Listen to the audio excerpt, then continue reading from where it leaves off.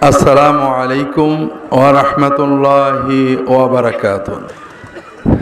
ইন্নাল হামদালিল্লাহি নাহমাদুহু ওয়া নাস্তাঈনুহু ওয়া নাস্তাগফিরুহু ওয়া নাউযু বিল্লাহি মিন শুরুরি আনফুসিনা ওয়া মিন সাইয়্যাতি আ'মালিনা। মান ইয়াহদিল্লাহু ফালা মুদিল্লা লাহু ওয়া মান ইউদ্লিলহু ফালা হাদিয়া লাহু। وأشهد أن لا إله إلا الله وحده لا شريك له وأشهد أن محمدا عبده ورسوله صلى الله عليه وعلى آله وأصحابه وبارك وسلم أما بعد আমরা আল্লাহ তাআলার দরবারে শুকরিয়া জানাই যে আল্লাহ তাআলা আমাদেরকে আজকের পরিবেশ আবহাওয়া ভালো রেখে এই মাহফিলে উপস্থিত হওয়ার কিছু কথা বলার শোনার তৌফিক দিয়েছেন, আলহামদুলিল্লাহ। আপনারা এতক্ষণ কিছু কথা শুনেছেন। আসলে আমরা একটু সচেতন হলে অল্প কথাতেও অনেক কাজ হয়। তবে প্রথমেই আমি আপনাদের কয়েকটা বিষয়ের প্রতি দৃষ্টি আকর্ষণ করছি, একটু সচেতনভাবে বোঝার চেষ্টা করি। মনে করেন আমার অসুখ হয়েছে, ডায়াবেটিস হয় না মানুষের, ডায়াবেটিস আমাদের সবাই ছিলেন। একজন ডাক্তারের কাছে গেলাম, ডাক্তারটা একটু খেপাটে বোঝেন না, হ্যাঁ, যে দেখে শেখে বললো যে শোনো, ডাক্তারের পিছনে পয়সা নষ্ট বেশি করো না, একটু নিয়ম মেনে চলো, ডায়াবেটিসে কত সমস্যা হবে না। প্রতিদিন সকালে অন্তত 1 ঘন্টা হাঁটবা, আর খাওয়া দাওয়া এই নিয়মে চলবা, আর খবরদার এই জিনিসগুলো খাবা না। এরপরেও যদি অসুবিধা হয়, এই ওষুধ, সস্তা একটা ওষুধ দিল, এই ওষুধটা তুমি খাবে। এটা হলো এক ডাক্তার। আরেক ডাক্তারের কাছে গেলেন, সে বলল যে আসলে নিয়ম মেনে চলা দরকার, কিন্তু নিয়ম মানা তো কঠিন। যদি হাঁটতে পারেন ভালো, না হাঁটলে সমস্যা নেই। যদি বেঁচে খেতে পারেন ভালো, না হলে অসুবিধা নেই। এই বড়িগুলো খাবেন। 1 বস্তা বড়ি দিয়ে দিল, অনেক বেশি করে, দামি দামি বড়ি, একটা 200 টাকা 150 টাকার বড়ি। আর 2-3 মাস পরে এসে আমার কাছে চেক করাই যাবেন। একবার চেকে 5-6 হাজার টাকা লাগবে। কথা বুঝতে পেরেছেন? 2 জন ডাক্তারের পার্থক্য কি বুঝেছেন? আপনাদের দৃষ্টিতে ভালো ডাক্তার কোনটা? কিন্তু আপনারা পছন্দ করেন কোন ডাক্তারের প্রেসক্রিপশন? মাশাআল্লাহ, বাংলাদেশের মানুষ দ্বিতীয় ডাক্তারকে পছন্দ করে। সকালবেলায় প্রতিদিন হাঁটা, এত কি পারা যায় নাকি? আল্লাহ জবান মুখটা দিয়েছে, একটু খাবো, এত বেশি পারা যায় নাকি? তার চেয়ে একটু ওষুধ বেশি খাই, ডাক্তারের টাকা বেশি দিই, সেই ভালো। এটাই তো আমাদের চিন্তা। কিন্তু এই চিন্তার দ্বারা কি আমাদের লাভ হয় না ডাক্তারের লাভ হয়? ডাক্তারের লাভ হয়, ওষুধ কোম্পানির লাভ হয়, আমরা তাড়াতাড়ি মরি। আমরা হুজুররাও 2 প্রকার, একটু বোঝেন। কিন্তু আমি কিন্তু ডাক্তারদের বদনাম করতে বলিনি, হুজুরদের জন্য বলেছি। আমরা হুজুররাও 2 প্রকার। এক প্রকারের হুজুর খেপাইটে, আর এক প্রকারের হুজুর বুদ্ধিমান। খেপাইটে হুজুর বলবে, আরে মিয়া হুজুরদের পিছে বেশি ঘুরো না, নিজে কিছু চোখ খোলো, কোরআন শরীফটা পড়ো, হাদিস শরীফ পড়ো, বইপত্র বুঝে সুঝে পড়ো, আর নামাজ কালাম ঠিক করে পড়ো, হালাল খাও, বাম্মার হক মানো। এরপরে কোনো মশলা টসলা লাগলে হুজুরদের কাছে শুনো। এইটা কোন হুজুর? খেপাইটে হুজুর। আর বুদ্ধিমান হুজুর বলবে, নামাজ কালাম তো পড়া দরকার, তবে তো অত মানা যায় না, আর হালাল খাওয়া দরকার, মানাও তো কঠিন, মানুষের হক মেনে চলাও কঠিন। যদি পারেন মানবেন, না পারলে অসুবিধা নেই। এই যে আমার ওজিফা দিলাম, সুন্নত মুস্তাহাব, এইটা করলে 1 কোটি সওয়াব, এইটা করলে 1 লাখ সওয়াব, এইটা করলে রিজিকে বরকত, এই মুস্তাহাব নফল ওজিফাগুলো করবেন। আর মাঝে মাঝে আমার দরবারে এসে মাঝে মাঝে দেখা সাক্ষাৎ করে যাবেন, তওবাতিল্লাহ করে যাবেন। প্রতিবারেই খালি হাতে তো আর যাবেন না। হুজুর কোনটে ভালো আপনারা মানেন কোনটে? আপনাদের চিন্তা হলো নামাজ কালাম পড়া কি সহজ কাজ নাকি, আর মানুষের হক হালালি করে চলাও হয় না, তার চেয়ে হুজুরের ওজিফা আছে, এক ওজিফায় জান্নাতে যাওয়া যাবে। আর হুজুর তো আছে, মাঝে মাঝে হুজুরের খেদমত করে আসবো, 5,000 10,000 টাকা দেবো, এই আয়টাই যে আমাদের জন্য সহজ, ঠিক না ভাই? কিন্তু এতে আমাদের লাভ না হুজুরের লাভ? ওই আগেরটাতে যেমন ডাক্তারের লাভ, ওষুধ কোম্পানির লাভ, কিন্তু আমাদের কি এই এবারেরটা তো হুজুরের লাভ বা বিভিন্ন আশেপাশে যারা আছে তাদের লাভ, কিন্তু আমাদের কি প্রবলেম হলো ভাইরা? আমি তো ওয়াজ করতে পারি না, আসলে কথাটা বলি, যারা আমার কথা শুনেছেন জানেন। আমি দীর্ঘ 16-17 বছর এই বাংলাদেশে আসছি সৌদি আরব থেকে। আমার শ্বশুর জোরজার করে কানে ধরে মাহফিলে পাঠালেন, ওয়াজ যাই পারি করি। তা আমি দেখলাম যে মানুষ নিজের ভালো বোঝে না, মানুষ ভালো ডাক্তারের পরামর্শ বুঝবে না, ভণ্ড ডাক্তারের পরামর্শ বুঝবে, ভালো উকিলের পরামর্শ বুঝবে না। যদি বলে ভাই মামলা করো না, মিটমাট করে নাও, এটা মানবে না। যে উকিল বলবে কোনো চিন্তা নেই, তুমি জিতবাই, জিততে জিততে জিততে জিততে কেসে রায় হবে, এর 300 টাকা ওর 200 টাকা, কিন্তু জমা জমি সব উকিলের পকেটে চলে গেছে। এরকম হয় না আপনাদের? হ্যাঁ, ওই উকিলের কথা শুনবে, কিন্তু যে ভালো উকিল ভালো ওইটা শুনবে না। কথা বুঝেননি? ঠিক তেমনি আলেম ওলামারা যারা আপনার ভালো বলেন, আপনি তাদের পছন্দ করেন না, কিন্তু যারা আপনার পকেট মেরে নেওয়ার কথা বলেন তাদের আপনারা ভালো মনে করেন। তো এই জন্য ভাইয়েরা, প্রথম আমার অনুরোধ হলো একটু সচেতন হন।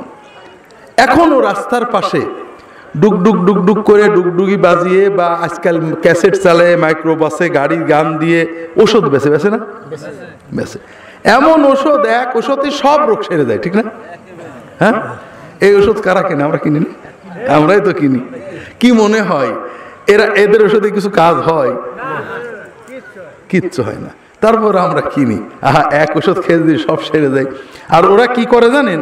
বাইসে বাইসে গোপন রোগগুলো টার্গেট করে, যেটা সবার কাছে বলা যায় না। কারণ ওষুধ খেয়ে সারিনি এ কথাও বলতে লজ্জা লাগে। এই হয়তো তোমার স্বপ্ন দোষ হয়, হয়তো তোমার একটু খারাপ লাগে, হয়তো স্বামী স্ত্রী মিল মহব্বত নেই, তাই তো আমাদের সবারই টুকটাক ছোটখাটো সমস্যা আছে। যদি একটা ট্যাবলেট 50 টাকা 200 টাকা দিয়ে খেয়ে সারে, সমস্যা কি? কিন্তু আসলে কি কোনোদিন সারে না। তারপরেও আমরা এইগুলো কিনি।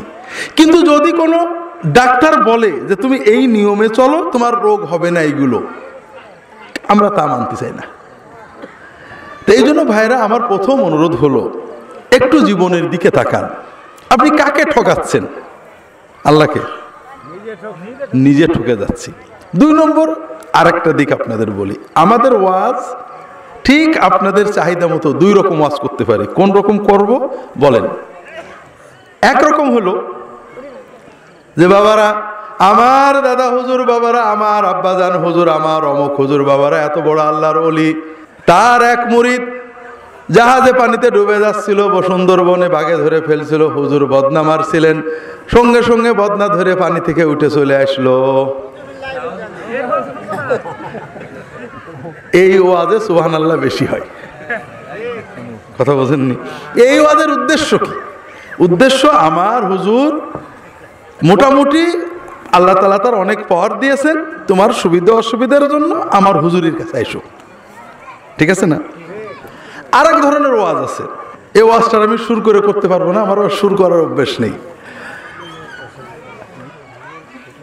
আল্লাহ রাসূল সাল্লাল্লাহু আলাইহি ওয়াসাল্লাম বলছেন, যদি তুমি তোমার আয় রোজগারে বরকত চাও, তোমার আয়ু বৃদ্ধি পাক এটা তুমি চাও, তাহলে তুমি আব্বা আম্মা সহ রক্তের আত্মীয়দের আত্মীয়তা রক্ষা করো, মানুষের হক আদায় করো, ইনশাআল্লাহ আল্লাহ আয়ুও বাড়িয়ে দেবে, রিজিকও বাড়িয়ে দেবে। প্রথম ওয়াজে আমার হুজুরের পাকশি দরবারের ফায়দা আছে না? দ্বিতীয় ওয়াজে আছে? আপনারা সবাই যদি বাবা মার হক আদায় করেন, বউ বাচ্চা নিয়ে শান্তিতে সংসার করেন, আমাদের কোনো লাভ আছে? লস আছে, বহুমুখী লস, একটু পরে বলবো। কিন্তু দুর্ভাগ্য হলো যে আপনাদের জন্য যে ওয়াজটা রাসূলুল্লাহ সাল্লাল্লাহু আলাইহি ওয়াসাল্লাম করেছেন ওটা আপনাদের ভালো লাগে না, আর আমরা যেটা বানিয়ে আপনাদের বলি ওইটা আপনাদের ভালো লাগে, কারণ আপনারা নিজের স্বার্থটা বুঝতে চান না।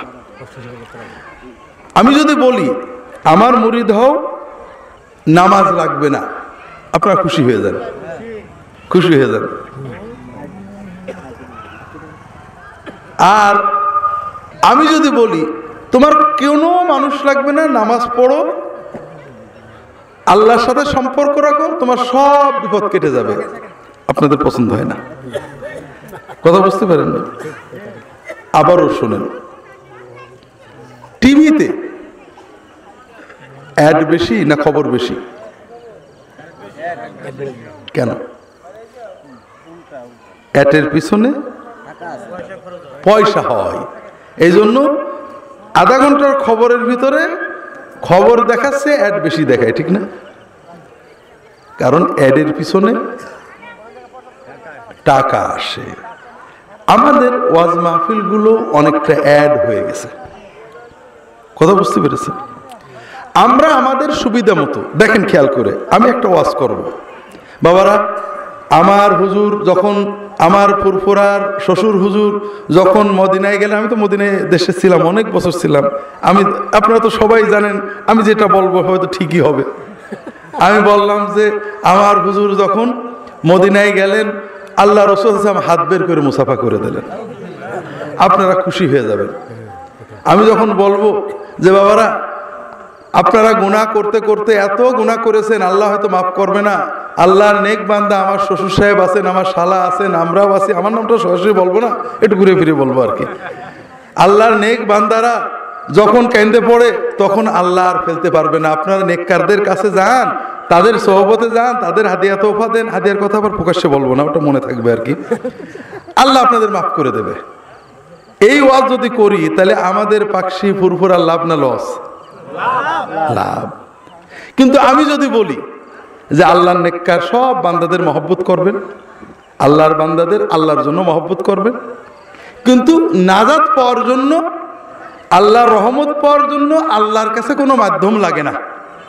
আল্লাহ মানুষের মায়ের চেয়েও প্রিয়, মায়ের কাছে চাইতে যেমন, দুধ চাইতে, পানি চাইতে যেমন সন্তানের খালার দরকার হয় না, আল্লাহর কাছে চাইতে, মাপ চাইতে বান্দার কখনো মাধ্যম দরকার হয় না। আল্লাহর নেককার বান্দাদের মহব্বত করবেন আল্লাহর জন্য, যাবেন শিখতে, চাওয়া পাওয়া কার কাছে? এইরকম ওয়াজ যদি করি তাহলে আমাদের কি কোনো লাভ হবে? দাওয়াতই পাবো না। তাহলে স্বভাবতই আমি যতটুকুই বলি, ভালো বলি, আমার তো একটা হিসেব থাকবে যে আগামী বছরে পাকশিতে আরো 2-4টে গরু ছাগল বেশি যাক, এটার হিসেব থাকবে না? কাজেই আমাদের ওয়াজ মাহফিলগুলো অ্যাড হয়ে গেছে।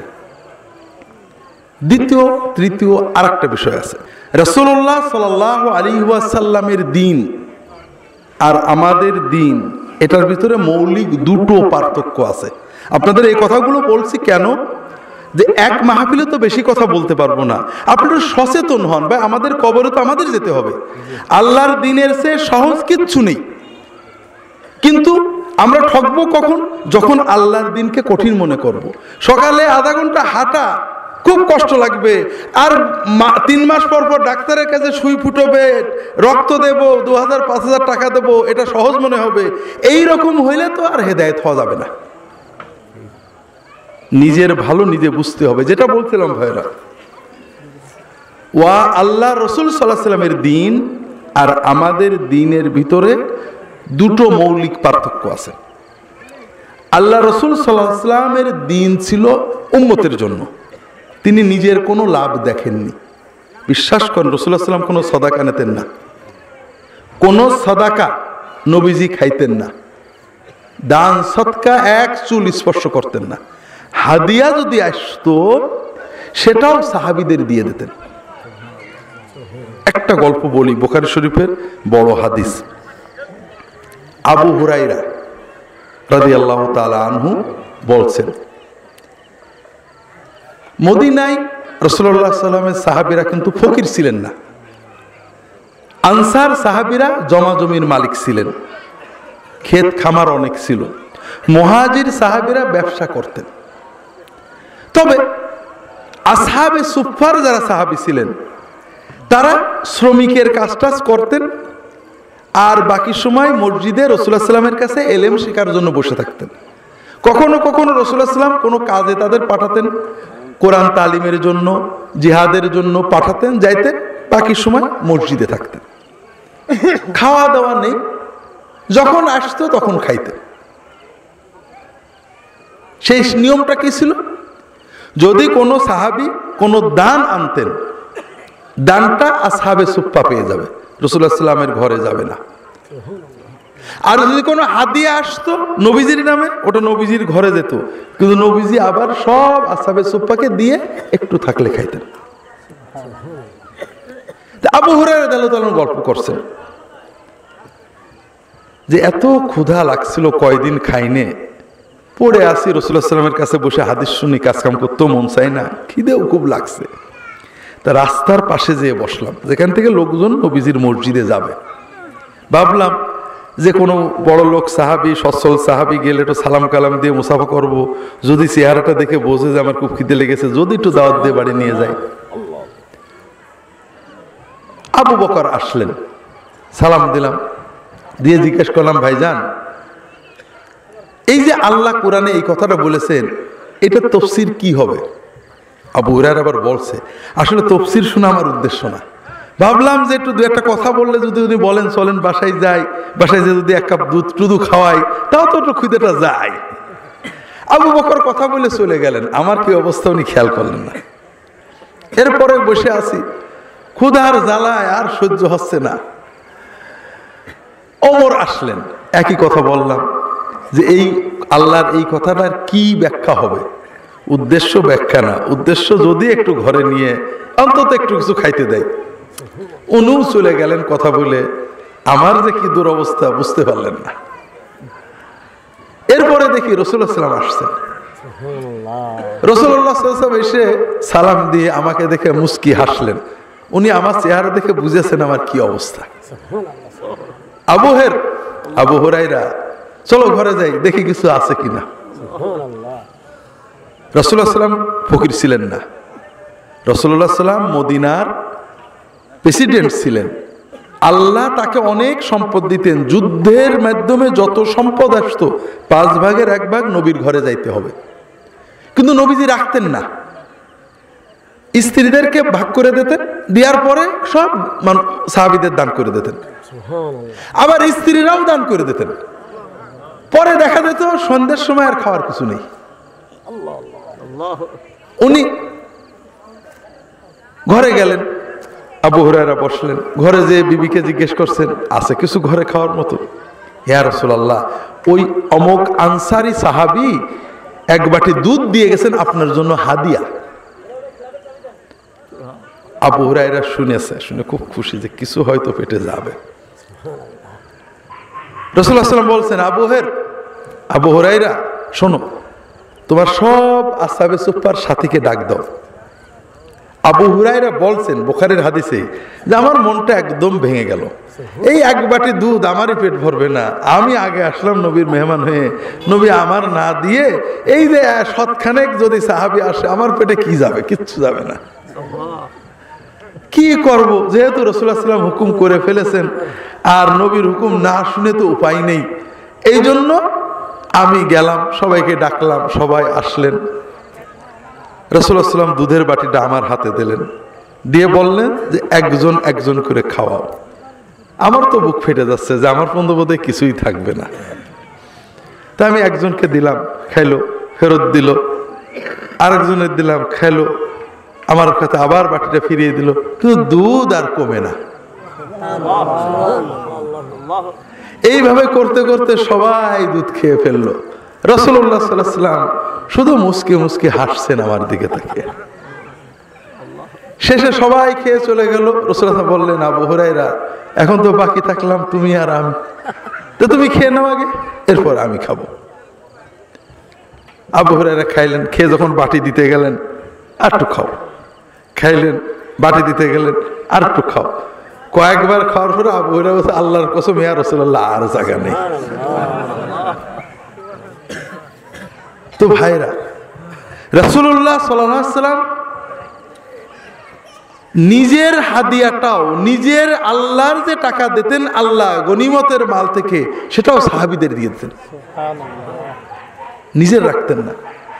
আল্লাহর দ্বীনের ভিতরে এমন কোনো বিধান নেই যে বিধানে রাসূলুল্লাহ সাল্লাল্লাহু আলাইহি ওয়াসাল্লাম বা তার বংশধরদের কোনো ফায়দা আছে? আছে নাকি যে তোমরা বছরে 2000 টাকা নবীজির কাছে দিয়ে আসবা? আছে নাকি? নেই। আল্লাহ রাসূল সাল্লাল্লাহু আলাইহি ওয়াসাল্লাম যে দিন আমাদের দিয়েছেন, এটা শুধু আমাদেরই জন্য, আমাদের লাভ।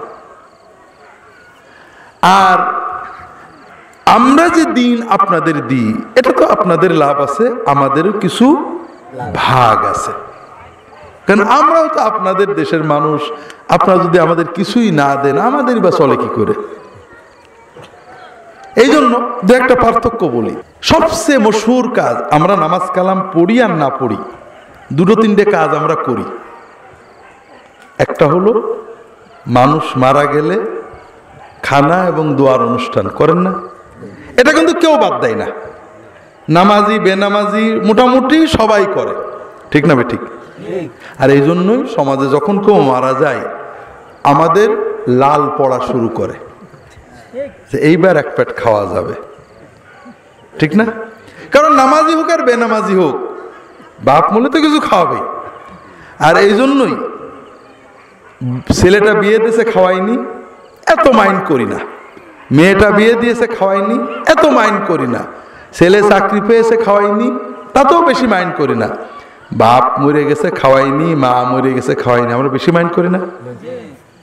যে ছেলের বিয়ে খাওয়ালো না মেনে নেওয়া যায়, মেয়ের বিয়ে খাওয়ালো না মেনে নিয়ে যায়, বাপ মরে গেল, এত বড় একটা সুখবর, তাও খাওয়াইলো না।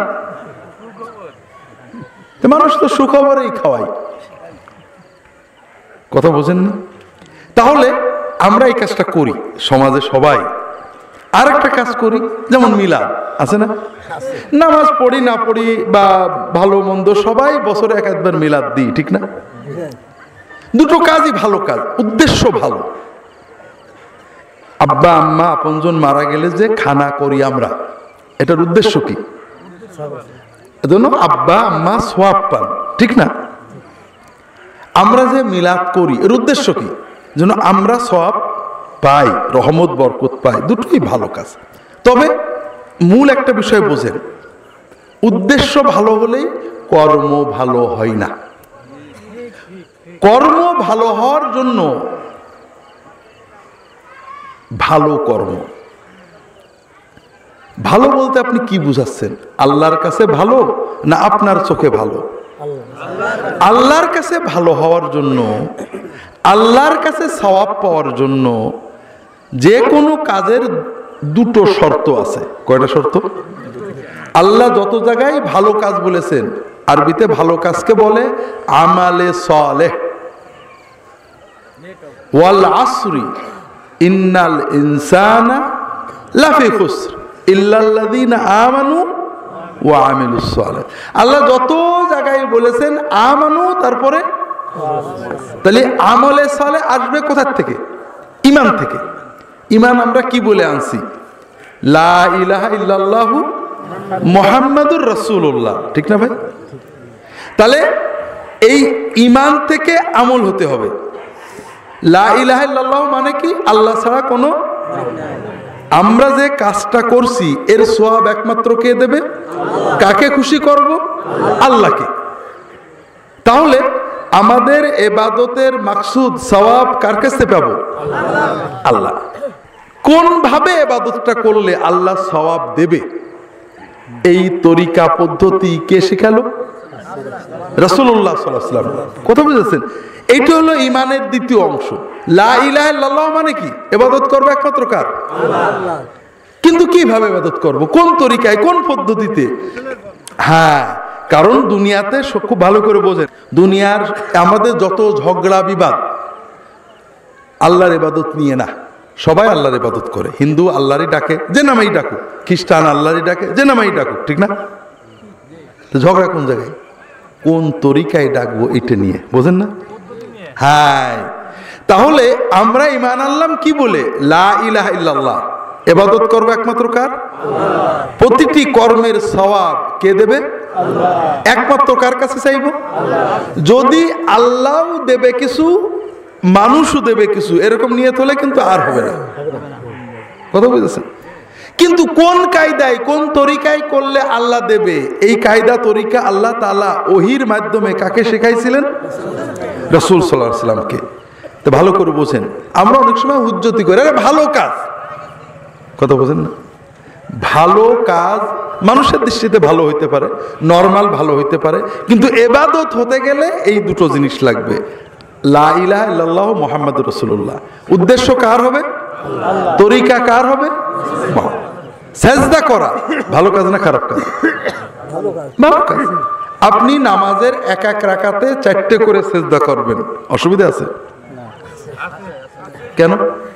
আমি আপনাদের একেবারে চ্যালেঞ্জ করে বলে গেলাম, একটা হাদিস দিতে পারবেন না নবীজি বলেছেন এক রাকাতে 2-এর বেশি সেজদা দেওয়া যাবে না, এরকম কোনো হাদিস নেই। তবে নবীজি আজীবন 2টো করে দিয়েছেন। এখন আপনি যুক্তি দিতে পারেন যে নবীজির কোনো গুনাহ ছিল না, সাহাবীদের গুনাহ কম ছিল, কাজেই তাদের 2 সিজদায় চলতো, আমাদের গুনাহ বেশি, কাজেই 2 সিজদায় চলবে না, 4টে করে দেব। ভালো কাজ তো একটু বেশি করে করবো, হবে না। আসলে ভালো কাজ বলে কিছু নেই। নবীর তরিকায় যেটা হলো না ওটা ইবাদত হিসেবে আর ভালো হলো না, কথা বুঝতে পেরেছেন?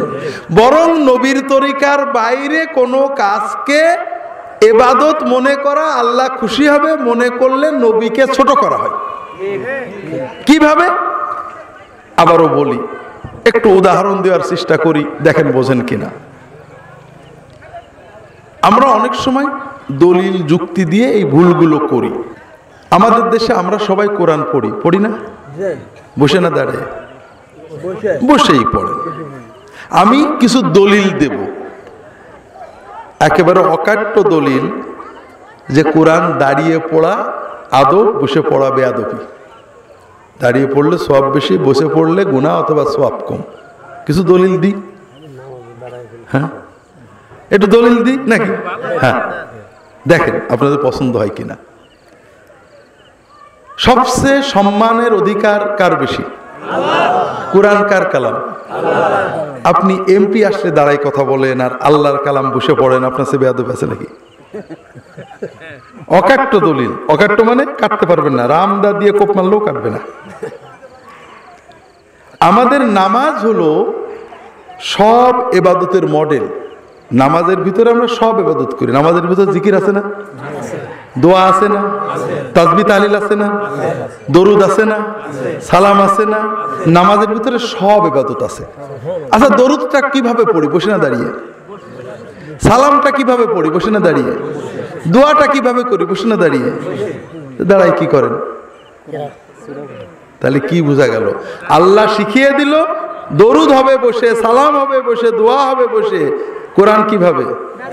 তার আপনি দাঁড়িয়ে না পড়ে বসে পড়েন, মিয়া আপনার মতো বেয়াদব আছে নাকি? 3 নম্বর, নফল নামাজ বসে পড়লে অর্ধেক সওয়াব, দাঁড়িয়ে পড়লে পুরা সওয়াব। দাঁড়িয়ে কি পড়েন? আর সব তো বসেই করি। তাহলে বোঝা গেল যেখানে বসা যাবে সেখানেও দাঁড়িয়ে কোরআন পড়লে কি হবে? সব বেশি হবে। অকাট্য দলিল, কোনো রামদা দিয়ে কাটতে পারবেন না। এখন থেকে আপনারা সবাই দাঁড়িয়ে কোরআন পড়বেন, রাজি আছেন তো? কেন? কারণ আপনাদের দেশে রেওয়াজ নেই। রেওয়াজ হলে দেখতেন সবাই জিন্দাবাদ দিয়ে তখন গরম হয়ে যেত। আসলে দলিল যখনই আমরা খুঁজছি কিন্তু সুন্নত খুঁজছি না, তার মানে আমরা একটা ভুল করছি। আমরা প্রথমে একটা ভুল করছি, সেটা হলো আমরা মনে করছি কোরআন পড়া সওয়াবের কাজ, নবী হয়তো কোনোদিন করিনি। কোরআন কি রাসূল সাল্লাল্লাহু আলাইহি ওয়াসাল্লাম পড়তেন না পড়তেন না? নামাজেই পড়তেন না বাইরেও পড়তেন? বসে না দাঁড়িয়ে? হ্যাঁ, নামাজের কোরআন নবী দাঁড়াই পড়তেন, আর নামাজের বাইরের কোরআন। তাহলে বোঝা গেল আপনার অকাট্য দলিলগুলো একটাও ঠিক না। আপনি গলত করেছেন যে নামাজের দলিল নামাজের বাইরে নিয়ে আসছেন। কথা বোঝেননি? নবীজি নামাজের বাইরে কোরআন শুধু বসেই পড়তেন না, শুয়েও পড়তেন। আয়েশা রাদিয়াল্লাহু আনহা বলছেন যে আমি নাপাক থাকা অবস্থাতেও নবীজি আমার কোলে মাথা রেখে শুয়ে শুয়ে কোরআন তেলাওয়াত করতেন। তাহলে বোঝা গেল সুন্নত হলো নামাজের কোরআন দাঁড়িয়ে পড়াই উত্তম অথবা ফরজ, কিন্তু নামাজের বাইরের কোরআন বসে পড়াই সুন্নত। নবীজি বসেই পড়েছেন, শুয়েও পড়া যাবে, দাঁড়িয়ে পড়া নাজায়েজ না। কারোর পা ব্যথা হয়ে গেছে, দাঁড়াইছে, কোনো দোষ নেই। কিন্তু কেউ যদি মনে করে যে বসে কোরআন পড়া বেয়াদপি, এই দলিলগুলো দিয়ে ও কোরআন বসে পড়ে না, যখনই কোরআন পড়ার শখ হয় দাঁড়িয়ে পড়ে, বসে কেউ কোরআন পড়লে বিরক্ত হয় যে লোকটা বেয়াদপি করছে, এটা কি হবে? এইটা বেদাত হবে। এটার নাম কি? বেদাতটা কি? দাঁড়াই পড়াটা কিন্তু বেদাত না। দাঁড়াই পড়াটাকে উত্তম মনে করা, ইবাদত মনে করা, দিন মনে করা। বসে পড়লে সওয়াব কম হয়, আদব কম হয়, মনে করা। এই মনে করার নাম হলো বেদাত। কেন বেদাত হলো? কারণ আপনি কাকে বেয়াদব বললেন বলেন তো ঠিক করে? কাকে? স্বয়ং রাসূলুল্লাহ সাল্লাল্লাহু আলাইহি ওয়াসাল্লামকে আপনি বেয়াদব বলেছেন, সাহাবীদেরকে আপনি বেয়াদব বলেছেন। আপনি তারা যেটা করেননি সেটাকে যখন আপনি উত্তম বললেন, তাহলে তারা যেটা করেছে সেটাকে কি বললেন? তাহলে তাদেরকে আপনি অবজ্ঞা করলেন। এই জন্য বেদাত খারাপ জিনিস। কথা বুঝতে পারেন? এই জন্য এখন আমরা আসল জায়গায় যাই। যেটা বলছিলাম, আমাদের দেশে অনেক জিনিসই নেই, কিছু জিনিস আছে। তার ভিতরে দুটো জিনিস আপনাদের বলেছি। একটা হলো মানুষ মারা গেলে হ্যাঁ দোয়ার মাহফিল, কালেমা খতম, দোয়া, বিভিন্ন খতম, খানা আর মিলাদ। মিলাদ মানে রাসূলুল্লাহ সাল্লাল্লাহু আলাইহি ওয়াসাল্লামের জন্ম। রাসূলুল্লাহ সাল্লাল্লাহু আলাইহি ওয়াসাল্লামের জন্মে আল্লাহর কাছে শুকরিয়া জানানোর জন্য নবীজি স্বয়ং একটা তরিকা আমাদের বলেছেন। সেটা হলো রাসূলুল্লাহ সাল্লাল্লাহু আলাইহি ওয়াসাল্লাম সোমবারে রোজা রাখতেন। তাকে জিজ্ঞাসা করা হলো, সহিহ মুসলিমের হাদিস, যে আপনি ইয়া রাসূলুল্লাহ সোমবারে কেন রোজা রাখেন? তিনি বললেন, যাকা ইয়াউমু উলিদতু ফীহি ওয়া যাকা ইয়াউমু বু'আথা ইলাইয়া। আমি সোমবারে আমার জন্ম হয়েছে, সোমবারে আমি নবুয়ত পেয়েছি, তাই সোমবারে রোজা রাখি। তাহলে রাসূলুল্লাহ সাল্লাল্লাহু আলাইহি ওয়াসাল্লামের জন্মে এবং নবুয়তে শুকরিয়া জানানোর সুন্নত পদ্ধতিটা কি? আমি সুযোগ পেলে সোমবারে রোজা রাখলাম, আলহামদুলিল্লাহ। আর তার মহব্বত এবং তার হক আদায়ের সুন্নত পদ্ধতি প্রতিদিন যত বেশি পারেন নিজের মতো মহব্বতে শেষ রাত্রে, তাহাজ্জুদের আগে, তাহাজ্জুদের পরে, ফজরের পরে, ইশার পরে শত শতবার দরুদ পড়া এবং সালাম পড়া। তার সোহবত পাওয়ার বড় উপায় তার সিরাতুন নবী, তার জীবনী পড়া। কথা বুঝতে পেরেছেন? এগুলো হলো সুন্নত মিলাদ। আর আমাদের সামাজিক মিলাদ কেমন? একজন হুজুর আসবেন, আমরা সবাই আসব, বসবো, কিছু পড়বো, পড়ার পরে কিছু আমরা হয়তো মিষ্টি জিলাপি হোক কিছু খাবো, অনেক সময় প্যাকেটে বিরিয়ানিও থাকে, আর পাশাপাশি হুজুরের জন্য কিছু হাদিয়াও থাকে। এখন আমরা সবাই একমত যে আমরা যে পদ্ধতিতে মিলাদ করি এটা নবী জামানায় ছিল না, সবাই মানবেন। যারা বলবেন এটা করতে হবে তারাও বলে এটা মুস্তাহসান, এটা জরুরি না, এটা কোন রকম, এটা একটা ভালো কাজ, এটা একটা ভালো কাজ। কিন্তু ঝগড়াটা কি নিয়ে হয়? সবাই স্বীকার করছে এটা জরুরি না, কিন্তু তারপর এটা নিয়ে ঝগড়া হয় না? হয় না? হয়। কেন বলেন তো? আমি মারেফতের ভেদটা আপনাদের বলি। সেটা হলো, আপনারা সবাই যদি সুন্নত মতো সুযোগ পেলেই সোমবারে রোজা রাখেন, প্রতিদিন 100 বার, 200 বার, 500 বার দরুদ শোয়ার আগে, ঘুমের আগে, তাহাজ্জুদের সময় পড়েন, নবীজির জীবনী কিনে পড়েন, তাহলে আমার কোনো ফায়দা হবে? আমি তো বঞ্চিত হয়ে গেলাম। কিন্তু আপনারা সবাই যদি বছরে একবার শুধু সামাজিক মিলাদটা পালন করেন, তাহলে আমার কথা বোঝেননি। এই জন্য সুন্নত মতো আপনি সোমবারে রোজা রাখেন কি না রাখেন, এটা নিয়ে আমরা কোনো ঝগড়া করি না। আপনি বাড়ি কতশোবার দরুদ পড়েন, এটা নিয়ে আমরা খুব একটা মাথা ঘামাই না। কিন্তু বছরে একবার মিলাদ দেন কি দিলেন না, এটা নিয়ে কিন্তু আমাদের মাথা ব্যথা আছে। কারণ আমরা একটা ভালো কাজই আপনাদের করাই, কিন্তু আমরা চাই যে আমাদেরও কিছু নসিব থাক। এইবার আপনি মরার পরে খানায় যান, এখানেও সুন্নত আছে, সামাজিক আছে। সুন্নত কি? মরার পরে আমরা খানা করি কি উদ্দেশ্যে? সওয়াবের উদ্দেশ্যে। রাসূলুল্লাহ সাল্লাল্লাহু আলাইহি ওয়াসাল্লামের সাহাবীরাও তো সওয়াব চাইতেন, রাসূলুল্লাহ সাল্লাম নিজেও তো তার আত্মীয় স্বজনের সওয়াব চাইতেন। কি করতেন? রাসূলুল্লাহ সাল্লাল্লাহু আলাইহি ওয়াসাল্লাম এবং সাহাবীগণ কয়েকটা কাজ করতেন। একটা হলো তাদের জন্য দোয়া করতেন, ব্যক্তিগত প্রত্যেকে সব সময় দোয়া করতেন।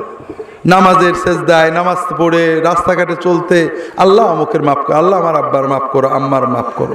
আপনি যতবার বলবেন আল্লাহ আমার আম্মাকে মাফ করো, আব্বাকে মাফ করো, দাদিকে মাফ করো, তার রহম করো, তার দয়া করো, তার কবরে শান্তি দাও, প্রতিটি বাক্য বলার সঙ্গে সঙ্গে আল্লাহ কবুল করলে আপনার আব্বা, আম্মা, দাদা, দাদির আমলনামায় বিশাল একটা নেকি লেখা হয়ে যাবে। তারা এটা করতেন। আর তারা সাদাকা জারিয়া করতেন, অর্থাৎ আব্বা আম্মা আপনজনের নামে কোনো মসজিদে, কোনো মাদ্রাসায়, কোনো মানুষের কল্যাণে স্থায়ী দান করে দিতেন, ওয়াকফ করে দিতেন। কথা বোঝেননি? এগুলো হলো সুন্নত পদ্ধতি। এখন আপনারা সবাই যদি এই পদ্ধতিতে কাজ করেন, নিজের মতো নিজে দোয়া করতে থাকেন বাপ মার জন্য, আর মসজিদে 1 লাখ 2 লাখ 50,000 টাকা দিয়ে দিলেন, এতিমখানায় বিল্ডিং করে দিলেন, তাহলে আমাদের কি উপায় হবে? কথা বোঝেন? এটা আপনি করলে করেন, আমরা বাধা, কোনো হুজুর বাধা দেবে না, কিন্তু এটা নিয়ে আমাদের অত আকর্ষণ নেই, আগ্রহ নেই। আমাদের আগ্রহ যে আপনি দোয়ার মাহফিলটা করেন, আপনি খানার আয়োজনটা করেন। কথা বুঝতে পারছেন না? তো ভাইরা, এই পার্থক্যটা বোঝেন। আপনারা যত নবীজি সাল্লাল্লাহু আলাইহি ওয়াসাল্লামের কাছে যাবেন, আপনার জীবন সুন্দর হবে, আপনার সাথে আল্লাহ আল্লাহ রসুলের ডাইরেক্ট সম্পর্ক তৈরি হবে। আর আমাদের মাধ্যমে যাইতে গেলে অনেক সমস্যায় পড়ে যেতে পারেন। এটা হলো একটা দিক। দ্বিতীয় দিক হলো রাসূলুল্লাহ সাল্লাল্লাহু আলাইহি ওয়াসাল্লামের দ্বীন ছিল, তার দাওয়াত ছিল ফরজ আর হক। কি? ফরজ এবং হক। আর আমাদের দাওয়াত হলো নফল। রাসূলুল্লাহ সাল্লাল্লাহু আলাইহি ওয়াসাল্লামের কাছে এসে সাহাবীরা যখন জান্নাতের পথ জানতে চাইতেন, তিনি সাধারণত 5 ওয়াক্ত ফরজ নামাজ, ফরজ রোজা, পিতামাতার হক, রক্তের আত্মীয়দের হক, মানুষের সাথে ভালো ব্যবহার, এইগুলো বলে দিতেন। নফলের কথা বলতেন না। নফল আর ফরজের পার্থক্য হলো পাশ করা আর গোল্ডেন এ পাওয়া। পাশ করার জন্য ফরজ যথেষ্ট, আর গোল্ডেন এ পেতে, বি পেতে কি লাগবে? সুন্নত নফল লাগবে। হ্যাঁ, এটা হলো প্রতিযোগিতার জন্য, এটা রাগারাগি ঝগড়ার জন্য না। অনেক হাদিস আছে, একটা হাদিস আপনাদের বলি। আল্লাহ রসুল সাল্লাল্লাহু আলাইহি ওয়াসাল্লাম বলছেন, আইয়ুমা ইমরাআতিন সাল্লাত খামসাহা ওয়া সামাত শাহরাহা ওয়া আতাআত বালাহা ওয়া হাফিজাত ফারশাহা দাখালাত মিন আইয়ি আবওয়াবিল জান্নাতি শাআত। যদি কোনো মুসলমান নারী, মহিলাদের জন্য বলছেন, পুরুষদের জন্য এরকম অনেক হাদিস আছে। পুরুষ আর মহিলাদের পার্থক্য হলো, নবীজি এই হাদিসে বলেছেন কোনো মুসলমান মহিলা যদি 4টে কাজ করে, আল্লাহ তাআলা তার জন্য জান্নাতের সব দরজা খুলে দেবেন। সে যে দরজা দিয়ে ইচ্ছা জান্নাতে যেতে পারবে। পুরুষদের জন্য এই 4টেও লাগবে, এর সাথে আরো বেশি লাগবে। মেয়েদের জন্য জান্নাতকে আল্লাহ সহজ করেছেন। আপনাদের সম্ভবত বলেছিলাম রাজবাড়ির মাহফিলেও, দুনিয়াতে সবচেয়ে সহজ কাজ কি মনে আছে? রাজবাড়ি যায়নি এরা। হ্যাঁ, দুনিয়াতে সবচেয়ে সহজ কাজ হলো আল্লাহর ওলি হওয়া। দুনিয়াতে সবচেয়ে সহজ কাজ কি? এই শুধু একজন সুবহানাল্লাহ কইছে, আর কেউ কইনি, কারণ আপনাদের বিশ্বাস হয়নি। কথা বোঝেননি? আপনারা এতক্ষণ পর্যন্ত জানেন যে আল্লাহর ওলি হওয়া চারটিখানি কথা না, আল্লাহর ওলি হওয়া বড় কঠিন কথা, ঠিক না? আর আমি উল্টো বললাম যে আল্লাহর ওলি হওয়া সবচেয়ে সহজ কাজ, এই জন্য আপনাদের বিশ্বাস হয়নি। তা আমি এই বিষয়টা লম্বা বলতে পারবো না, তারপরে সংক্ষেপে একটু বলি। উদ্দেশ্য হলো যে ভুলে যায় মনে করে দেবেন, আল্লাহর ওলি হওয়া সবার জন্য সহজ, 4 শ্রেণীর মানুষের জন্য আল্লাহর ওলি হওয়া সবচেয়ে সহজ। এই 4 শ্রেণীর মানুষ বলার উদ্দেশ্যে এটা ভূমিকা বলছিলাম, কিন্তু যেহেতু আপনারা রাজবাড়ির মাহফিলে যাননি, এই জন্য আমি একটু ব্যাখ্যা করি। আল্লাহর ওলি হওয়া কঠিন কেন? ওই বললাম না, আমাদের ওয়াজ কিছু আছে কোরআনের কথা, হাদিসের কথা, কিছু আছে আমাদের কথা, কোরআনেও নেই হাদিসেও নেই। এই আমাদের কথাগুলো গল্প, যেমন একটু আগে বললাম আমার দাদা হুজুর বদনা মেরে পাক মারছিল, বলিনি? এটা কোরআন শরীফের কোন সূরায় আছে? নেই। হাদিস শরীফে তো আছে। এটা আমাদের গল্প। এই রকম কিছু গল্প আছে, আমরা ওলি আল্লাহদের নামে বলি, গল্পগুলো ঠিক না। আসলে ওলি আল্লাহদের নামে গল্প বলতে হয় না, সত্য মিথ্যা যাচাই করতে হয়। কোরআন হাদিসের গল্প বলবেন, সনদ আছে।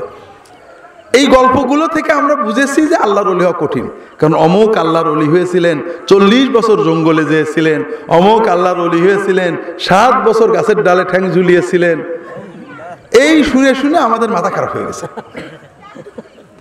ইব্রাহিম ইবনে আদহাম আল্লাহর ওলি হওয়ার জন্য রাজত্ব ছেড়ে জঙ্গলে চলে গেছিলেন, শোনেননি? এই গল্পটা একটু বুঝি ভালো করে। ইব্রাহিম ইবনে আদহাম রাজা ছিলেন, বাদশাহ ছিলেন। তিনি রাজত্বও করতেন, আবার আল্লাহর ওলি হওয়ার জন্য আমল ওজিফা করতেন। একদিন গভীর রাত্রে ছাদের উপরে আওয়াজ শুনছেন, ঠক ঠক ঠক ঠক। ছাদে কে? আমি খিজির। হুজুর আপনি ছাদে কি করেন? আমি ছাদের উপরে উট খুঁজে বেড়াচ্ছি। হুজুর আপনি কি পাগল হয়েছেন? রাজবাড়ির ছাদে উট থাকে নাকি? তুমি কি পাগল হয়েছো? রাজবাড়িতে থেকে কি আল্লাহর ওলি হওয়া যায় নাকি? তখন ইব্রাহিম বুঝে গেলেন যে রাজত্ব করে তো আল্লাহর ওলি হওয়া যাবে না। উনি রাজত্ব ছেড়ে জঙ্গলে যেয়ে আল্লাহর ইবাদত করতে করতে আল্লাহর ওলি হয়ে গেলেন। এর মানে কি? মানে হলো রাজত্ব করে আল্লাহর ওলি হওয়া যায় না, ঠিক না? এটাই তো ইসলামের শিক্ষা। আমাদের মুসলমানদের ভিতরে সবচেয়ে বড় ওলি, সবচেয়ে বড় পীর কে? রাসূল সাল্লাল্লাহু আলাইহি ওয়াসাল্লামের পরে কারা? সাহাবীদের ভিতরে সবচেয়ে বড় ওলি কারা? আবু বকর, ওমর, ওসমান, আলী রাদিয়াল্লাহু তাআলা আনহুম।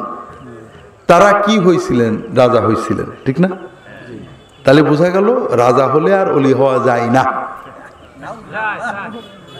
খুব ভালো করে বোঝেন, ইসলামের শিক্ষা হলো রাজা হলে ওলি হওয়া সবচেয়ে সহজ। এই কথাটা বলার জন্য আমি ভূমিকা করলাম। কারণ কি জানেন, আমরা দিনটা বুঝি না। একটু পরে যদি মনে থাকে বলবো। তাহাজ্জুদ পড়া খুব ভালো কাজ, নফল রোজা রাখা খুব ভালো কাজ, এগুলো করতে হবে, এগুলো যে কেউ পারে। কিন্তু একজন মাজলুম, তার জমিটা কেড়ে নিয়ে গেছে, চোখের পানিতে বুক বয়ে হাওমাও করছে, আমি আপনি উদ্ধার করতে পারবো? কে পারবে? পারবে এলাকার এমপি, পারবে এলাকার বড় নেতা, পারবে ডিসি, পারবে যারা ক্ষমতাধর, ঠিক না? হ্যাঁ। আর আল্লাহর কাছে সবচেয়ে প্রিয় কাজ হলো মাজলুমকে জুলুম থেকে বাঁচানো, অসহায়কে বিপদ থেকে উদ্ধার করা, মানুষের মনের ব্যথা দূর করা, মানুষকে কষ্ট থেকে উদ্ধার করা। এর চেয়ে প্রিয় ইবাদত আল্লাহর কাছে আর কিছু নেই। সারা রাত তাহাজ্জুদ পড়ে যে সওয়াবটুকু পাবেন, আপনি একজন অসহায়ের মুখে হাসি ফোটালে 10 মিনিটে তার চেয়ে অনেক বেশি সওয়াব পাবেন। আর এজন্যই 4 খলিফা সবার বড় ওলি, কারণ তারা এই কাজটা করছিলেন। তাহলে বোঝা গেল রাজত্ব করলে আর ওলি হওয়া যায় না, ঠিক না? যে ব্যক্তি শুধু ফরজটুকু করে আর মাজলুমকে সাহায্য করে, জালেমের থেকে হক আদায় করে, বিপদগ্রস্ত মানুষকে বিপদ থেকে রক্ষা করার জন্য চেষ্টা করে, এই ব্যক্তি তাহাজ্জুদ গুজার নফল রোজাদারদের চেয়ে অনেক আগে আল্লাহর অনেক বড় ওলি হয়ে যায়। শুধু একটা জিনিস থেকে বাঁচতে হবে, জুলুম করতে পারবে না। কথা বুঝতে পেরেছেন? ক্ষমতা আসলে একটাই সমস্যা, মানুষ যখন ক্ষমতা থাকে জুলুম করে, আর ক্ষমতা চলে গেলে আফসোস করে। আপনি জুলুম করবেন না, আপনি অন্যান্য ছোটখাটো গুনাহগাতা হয়েছে করেন, কিন্তু মানুষের জুলুম করবেন না। জ্ঞানও তো কারোর হক নষ্ট করবেন না, মানুষের সাহায্য করবেন, শুধু ফরজটা পালন করবেন। ইনশাআল্লাহ আপনার জন্য আল্লাহর ওলি হওয়া সবার চেয়ে সহজ হয়ে যাবে। 2 নম্বর হলো যেটা বলছে ওটা শেষ করি আগে। তাহলে এই গল্পগুলো আমাদেরকে বুঝাইছে আল্লাহর ওলি হওয়া কঠিন, কিন্তু কোরআন এবং সুন্নাহ বলছে আল্লাহর ওলি হওয়া সহজ। এখন এটা যদি আপনারা সবাই বুঝে ফেলেন তাহলে তো আমাদের কিছু লসও থাকবে। তারপর একটু শোনেন, আল্লাহর ওলি হওয়া সহজ কেন? কারণ আল্লাহ বান্দার মন জানেন। কথা বলছেন না? বান্দা যত গুনাহ করুক, যখন মন থেকে আল্লাহর দিকে ফেরে যে আল্লাহ আর করব না, আল্লাহ যখন বোঝেন যে সত্যই মনের থেকে বলছে, আল্লাহ সব গুনাহ মাফ করে দেন। এই জন্য দুনিয়ার মানুষের খুশি করা কঠিন, কারণ মানুষ মনের কথা জানে না, সন্দেহ করে। কথা বোঝেন না? কিন্তু আল্লাহ তাআলাকে খুশি করা সহজ। আপনারা মনে করেন পীর সাহেবদের খুশি করা সহজ? অত সহজ না। আমরা মানুষ, মানে আমি পীর সাহেব বলছি না, সব পীর সাহেবই মানুষ, না ফেরেশতা আছে। হাদিয়া বেশি না দিলে ভালো লাগে না। আপনি 20,000 টাকা দিলে যে দোয়া করব, 1,000 টাকা দিলে কি সেই দোয়া হবে?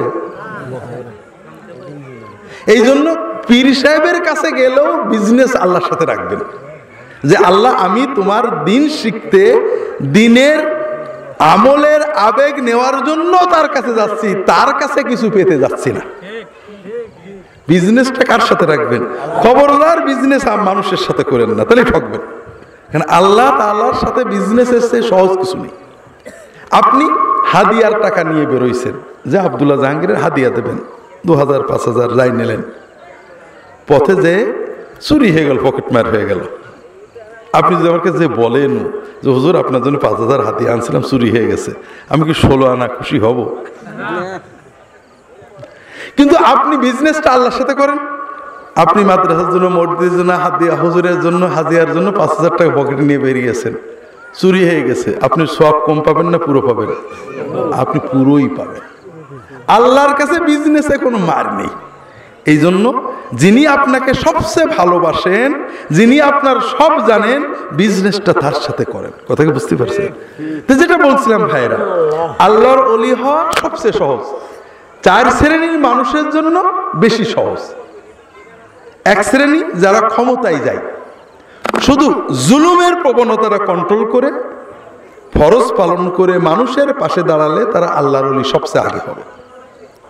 আরেক শ্রেণী যুবক, আমরা বুড়ো হয়েছি, আল্লাহর কত ডাকি, ডাকবই তো, এমন রাত্রে এমনি ঘুম আসে না, ঘুম ভেঙে যায়, কেন একটু তাহাজ্জুদ পড়ে।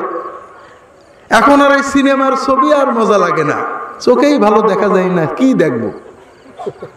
কিন্তু যুবকদের রক্ত টকবক করে, তাদের রক্ত বলে পাপ কর, বন্ধু বলে পাপ কর, দেশ বলে পাপ কর, মোবাইল বলে পাপ কর, টেলিভিশন বলে পাপ কর, বাপ মাও বলে পাপ কর।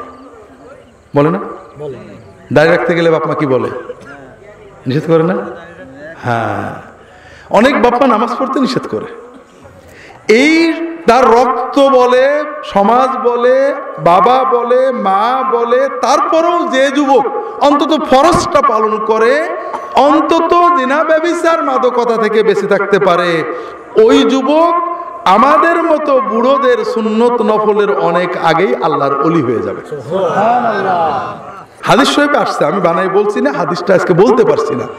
আল্লাহ রাসূল সাল্লাল্লাহু আলাইহি ওয়াসাল্লাম বলেছেন, আল্লাহর প্রিয়তম যারা নেককার বান্দা, যাদেরকে আল্লাহ কিয়ামতের দিন ছায়া দেবেন, তাদের প্রথম ক্যাটাগরি হলো যারা শাসক, প্রশাসক, ক্ষমতাধর।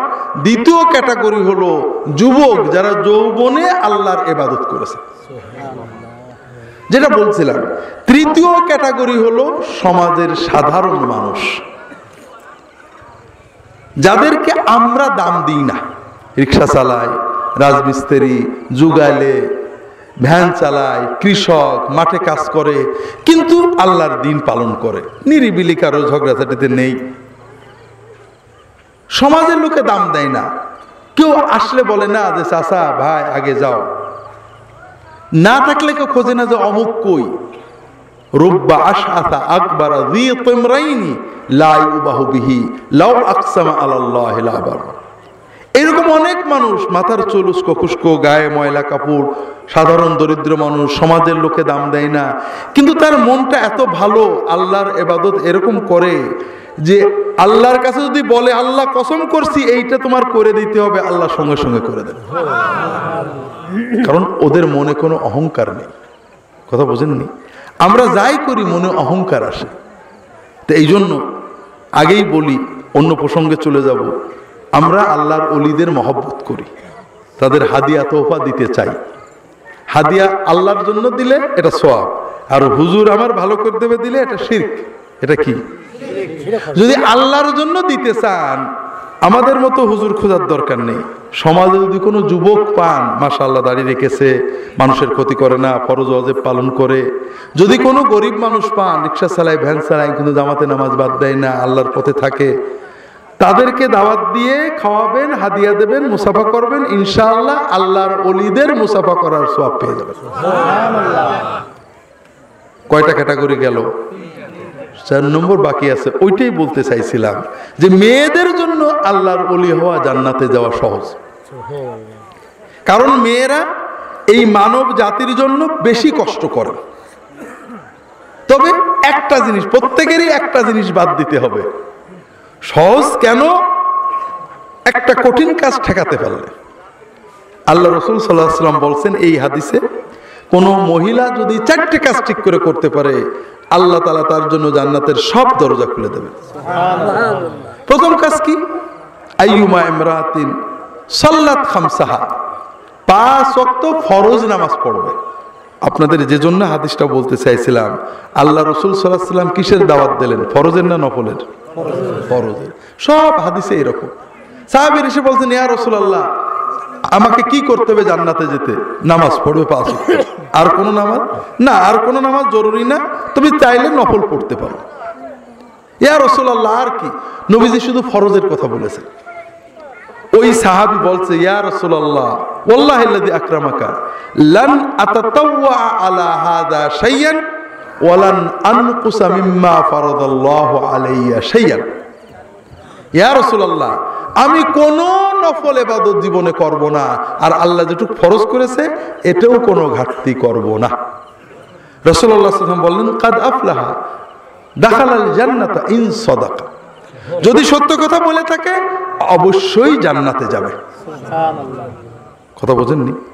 তাহলে আমরা কিন্তু ভুল করি, আমরা ভালো মনে ভালো নিয়তেই কিছু ভুল করে ফেলি। যেমন নফলের সোয়াব, দস্তরখানের বা পাগড়ির সোয়াব বলতে বলতে এমন হয়ে গেল লুঙ্গি পরার কথাটা আর বলাই হলো না। কথা বুঝতে পেরেছেন? শবে বরাতের কথা বলতে বলতে এমন হয়ে গেল যে 5 ওয়াক্ত নামাজ বোধহয় আর দরকারই নেই, এরকম অবস্থা। এজন্যই আমাদের সমাজে অনেক মহিলা শবে বরাতে ইবাদত করে, 5 ওয়াক্ত নামাজ পড়ে না। আছে নাকি এরকম? কাকে ঠকাচ্ছে? আল্লাহকে? হ্যাঁ, নিজে ঠকছে। 2 কায়দায় ঠকছে। শবে বরাতে নামাজ পড়ে কি জন্য? যে এই রাত্রে নামাজ কালাম পড়লে আল্লাহ ভাগ্য ভালো করে দেবেন। কেমন? আপনার এলাকায় এমপি ভোটে দাঁড়াইছে, আপনি তার এন্ট্রি ছিলেন, কিন্তু জিতে গেল সে। এখন আপনি 6 মাস পরে আসলেন যে কাকা কি চাচা কি স্যার কি ভাই, আমরা আপনার আব্বা চাচা গোষ্ঠী আপনার জন্য কত কষ্ট করেছি আপনি চিন্তা করতে পারবেন না। এমপি সাহেব বললো, বাবা খুব ভালো, খুব খুশি হলাম, তোমার যখন যেটা চাই আমার বলবা। এরকম আছে না? আমরা মনে করি আল্লাহ বোধহয় এরকম। গত 12 মাসের 353 দিন আল্লাহর পথে থাকিনি, অন্যায় করেছি, ফরজ করিনি, নফল করিনি, আগামী বছরও করার কোনো নিয়ত নেই, তবে শবে বরাতের রাত্রি আগে আগে একেবারে গোসল করে মাথার চুলের পানি টপ টপ করে ফেলে আল্লাহর সামনে দাঁড়াই গেলাম, যারা দেখছো তো এই রাজবাড়ির ভিতরে আমার মতো ভালো পুরুষ বা মেয়ে তোমার নেই। আল্লাহ তো তাই বুঝে গেল নাকি? বুঝলো? মূল বিষয় হলো এই কথাটা মিথ্যা যে শবে বরাতে ভাগ্য লেখা হয়। শবে বরাতে আল্লাহ গুনাহ মাফ করে, এটা সহি। ভাগ্য ভালো করতে গেলে শবে বরাত না, ভাগ্য ভালো করতে গেলে প্রথমেই যে কথা বলেছি, আব্বা আম্মা সহ রক্ত সম্পর্কের আত্মীয়র হক আদায় করতে হবে, তাহলে আল্লাহ আয়ুও বাড়িয়ে দেবেন, রিজিকেও বরকত দেবেন। মহিলারা যদি শোনেন তাহলে বলবো শবে বরাতের আপনাদের ভাগ্যের জন্য দরকার নেই, মাগফিরাত এই রাত্রে অন্তরে শিরিক না থাকলে, হিংসা না থাকলে আল্লাহ মাফ করবে। কিন্তু কি করবেন সেটা বোঝেন। সেটা হলো শাশুড়ির সাথে পুত্রবধূর ঝগড়া আছে না নেই? এটা কোনো অস্বাভাবিক না। পুত্রবধূরও 16 আনা দোষ না, শাশুড়িরও 16 আনা না, 50-50। কিন্তু কোন পুত্রবধূ যদি তার মনের ব্যথা স্বামীকে বলে স্বামীকে তার পিতা মাতার হক নষ্ট করতে উদ্বুদ্ধ করে, স্ত্রীর কারণে স্বামী পিতা মাতার সাথে খারাপ ব্যবহার করে অথবা ভাই বোনের হক নষ্ট করে, তাহলে ওই স্বামীর আয়ু কমবে, রিজিক কমবে, কোনো কৌশলে ঠেকাতে পারবে না। আর যদি কোনো স্ত্রী বুদ্ধিমান হন, স্বামী স্ত্রীর সাথে শাশুড়ির ঝগড়া হয়েছে, হতে পারে, ননদের ঝগড়া হয়েছে, হয়ে যেতে পারে, পারলে মাফ চাইবেন, না পারলে না চাইবেন, উভয়েরই দোষ থাকে। তবে স্বামীকে এই কষ্টের কথা কখনো বলবেন না, বরং আপনার স্বার্থে স্বামীর আয়ু বাড়ানোর জন্য, স্বামীর রিজিক বাড়ানোর জন্য আপনি অবশ্যই স্বামীকে বলবেন যে তোমার আব্বা আম্মার সাথে ভালো আচরণ করো, তাদের হক দাও, ভাই বোনের হকটা অন্তত দাও, ক্ষতি করো না। আপনি যদি কষ্ট বুকে চেপে আপনার স্বামীকে তার বাবা মা ভাই বোনের অন্তত হক আদায় করার জন্য উদ্বুদ্ধ করতে পারেন, ইনশাআল্লাহ আপনার স্বামীর আয়ু বাড়বে, আপনার পরিবারে বরকত হবে, শবে বরাতের কোনো দরকার হবে না। তবে এটাতে আমাদের লস আছে, কথা বোঝেন, আমাদের লস আছে না? প্রথম লস আমাদের দাওয়াত হয়ে যাবে। দ্বিতীয় আরেকটা লস আছে, আপনাদের বলতে চাইছিলাম, আপনারা যদি এভাবে পরিবারের শান্তি এসে যায়, আমাদের কি কেন জানেন? যত তাবিজ তদবির অধিকাংশই কিন্তু পারিবারিক অশান্তির জন্য। এতে আমাদের টাকাও মানুষ বেশি দেয়। এখন যদি আপনাদের সব শান্তি এসে যায়, আমাদের কি লস না? তারপরেও দেখেন আপনারা কি করেন, আমাদের দিক যদি তাকান তাহলে আর এগুলো করেন না। যেটা বলছিলাম, আল্লাহ রসুল সাল্লাল্লাহু আলাইহি ওয়াসাল্লাম বলছেন মেয়েদের জন্য নফল নামাজ কোনো দরকার নেই, যদি করে আলহামদুলিল্লাহ গোল্ডেনে পাবে। কিন্তু যদি কোনো মেয়ে শুধু 5 ওয়াক্ত ফরজ নামাজ আদায় করে, আমাদের দেশে মহিলারা অনেকে নামাজ পড়েন কিন্তু বসে, আছে নাকি? ফরজ নামাজ বসে পড়লে কিন্তু হবে না, যিনি দাঁড়াতে পারেন, পুরুষ হোক মহিলাও, দাঁড়িয়ে পড়া ফরজ। আমাদের দেশে মেয়েরা নামাজ পড়েন শাড়ি পরে, ঠিক না? শাড়ি কিন্তু মুসলমানদের পোশাক না, এটা হিন্দুদের পোশাক।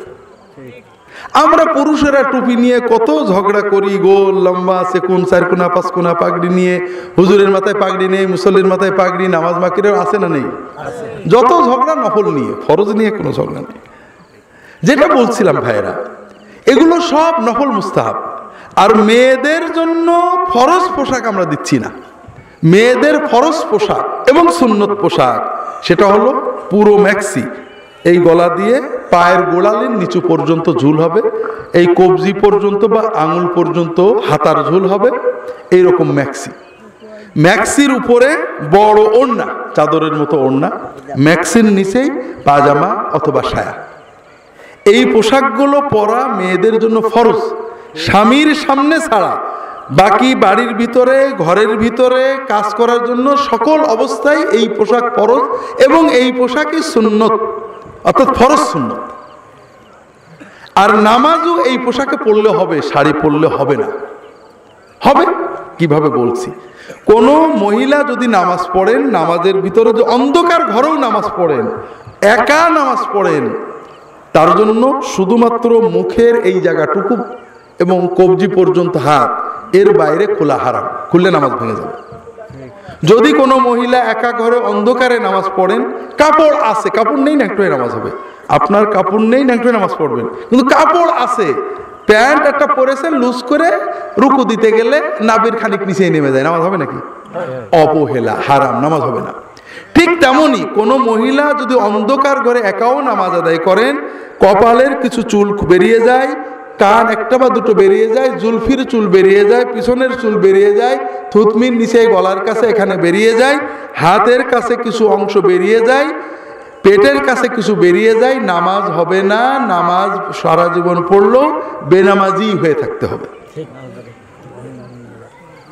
এই মশলাতে আপনাদের কারোরই খারাপ লাগছে না তো? আপনাদের বউদের বিরুদ্ধে বলেছি, আপনাদেরকেও তো বলিনি। হ্যাঁ, বউরা দোজখে গেলে আমাদের কি সমস্যা, ঠিক না? আছে। বউয়েরা দোজখে গেলে আমরা কোথায় যাব? হ্যাঁ, টেনে নিয়ে যাবে, সে রেখেন। কিন্তু এইরকম চিন্তা করেন না আজীবন জ্বালাইছে, ও দোজখে যাক, আমি একটা হুর পাবো, এই চিন্তা করেন না। কিন্তু ও যখন দোজখে যাবে আপনার টেনে নিয়ে যাবে। আমার কাছে একজন মহিলা দুবাই থেকে ফোন করেছে, খুব কান্নাকাটা করে, চিটাগাংয়ের মানুষ, যে স্বামীটা ঠিক করে নামাজ পড়তে চায় না, কত বলি, জুমার দিনে যায় তাও দেরি করে যায়। তাহলে দেখেন, আপনি আর বেশি বলেন না, আপনার স্বামীকে বললে সওয়াব পাবেন, কিন্তু আপনার স্বামী যতই গুনাহ করুক আপনার কোনো গুনাহ হবে না, কিন্তু বউ গুনাহ করলে স্বামীর কি হবে? গুনাহ হবে। কাজে বেশি বললে তিক্ততা হবে। আপনি সেজদায় যে আল্লাহর কাছে দোয়া করেন স্বামীর জন্য, আর বেশি নসিহত করেন না, কারণ স্বামীর জন্য নসিহত করা ফরজ, আর স্ত্রীর জন্য স্বামীকে নসিহত করা ফরজ না। করেছে বেচারা, শুনে না, কি করবে? যাই হোক, অনেক কষ্টের কথা। স্বামীরা অনেক জালেম আছে, যেটা বলছিলাম, আবার বউরাও জালেম আছে, একেবারে কম না, যেটা বলছিলাম। তাহলে আপনার স্ত্রীকে আপনি বাড়ি যেয়ে বুঝাবেন, নামাজে আমাদের দেহ ঢাকা রাখতে হবে। যদি কেউ শাড়ি পরে নামাজ পড়েন, তাহলে পারে তার হাতা, ব্লাউজের হাতা কোনটুক হবে? হ্যাঁ, এবং ঝুল ছায়া পর্যন্ত যেতে হবে। আর উপরে শুধু মাথায় শাড়ির আঁচল দিলে হবে না, মাথার উপরে আলাদা একটা বড় ওড়না অথবা হিজাব দিয়ে আটতে হবে, যেন এগুলো খুলে বেরিয়ে না যায়। কথা কি বুঝতে পেরেছেন? মেয়েদের জন্য প্রথম জান্নাতে যাওয়ার প্রথম কাজ কি? কি? 5 ওয়াক্ত ফরজ। আমাদের জন্য একই কথা।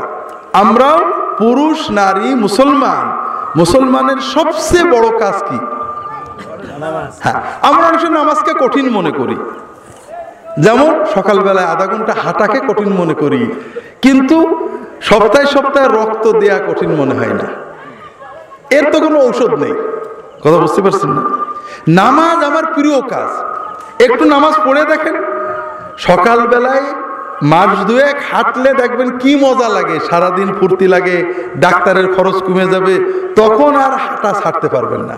আর নামাজ যখন পড়বেন, নামাজের পরে দোয়া করলে আল্লাহ কবুল করে, মনে শান্তি লাগে, রোগ ব্যাধি কমে গেছে, বিপদ আপদ কমে গেছে, হুজুরের টাকার অত টাকা দেওয়া লাগছে না, দেখবেন তখন আর নামাজ ছাড়তে পারবেন না। এই জন্য নামাজ আল্লাহর সাথে বান্দার সবচেয়ে প্রিয় সম্পর্ক। 5 ওয়াক্ত ফরজ নামাজ আমাদের পড়তে হবে আমাদের নিজের জন্য। ওয়াসামাত শাহরাহা, এবং রমজানের, শুধু রমজানের ফরজ রোজাটা রাখবে, নফল রোজা জরুরি নয়। কয়টা গেল? 3 নম্বর। এখানেই গোলমাল। বলছি না, একটা রোগ থেকে মুক্ত হতে পারলেই মেয়েদের জন্য জান্নাত সহজ। ও আতাআত বালাহা, মেয়েটা তৃতীয় যে কাজটা করবে, স্বামীর আনুগত্য করে সংসার করবে। আপনারা খুশি না বেজার? তত হবেনি। বউদের বিরুদ্ধে গেছে, খুশি হবেন না? এটা উভয়ের কিছু জিম্মাদারি আল্লাহ দিয়েছেন। আল্লাহ রাসূল সাল্লাল্লাহু আলাইহি ওয়াসাল্লাম বলেছেন, মেয়েদের জন্য 2টো দায়িত্ব, ছেলেদের জন্য বেশি দায়িত্ব। এখানে মূল থিম হলো, আমরা অনেকে মনে করি পুরুষ মসজিদে আল্লাহর জিকির করে, টাকা পয়সা দেয়, মাশাআল্লাহ তাহাজ্জুদ পড়ে, অনেক ইবাদত করে, কিন্তু স্ত্রীর সাথে ঝগড়া করে, স্ত্রীকে গাল দেয়, মারু দেয়, এরকম হুজুর মার্কা মুসলমান আছে না নেই? আবার অনেক মহিলা শবে বরাতে ইবাদত করে, শাওয়ালের রোজা রাখে, শবে কদরে ইবাদত করে, কিন্তু স্বামীর সাথে ঝগড়া করে, আছে না নেই? কারণ আমরা মনে করি যে রোজা রাখবো আল্লাহর কাজ, জিকির করব আল্লাহর কাজ, মসজিদে টাকা দেবো আল্লাহর কাজ, কিন্তু বোর সাথে কি করব না করবো এটা তো আমার পার্সোনাল কাজ, এখানে তো আল্লাহর কিছু নেই। বউ মনে করে যে ফকির খাওয়াবো আল্লাহর কাজ, তাসবিহ তাহলিল করবো আল্লাহর কাজ, শবে বরাত করবো আল্লাহর কাজ, স্বামীর সাথে কি করি না করি তো আমার কাজ, এখানে তো আল্লাহর কিছু নেই। কিন্তু আল্লাহ রাসূল সাল্লাল্লাহু আলাইহি ওয়াসাল্লাম কি বলেছেন?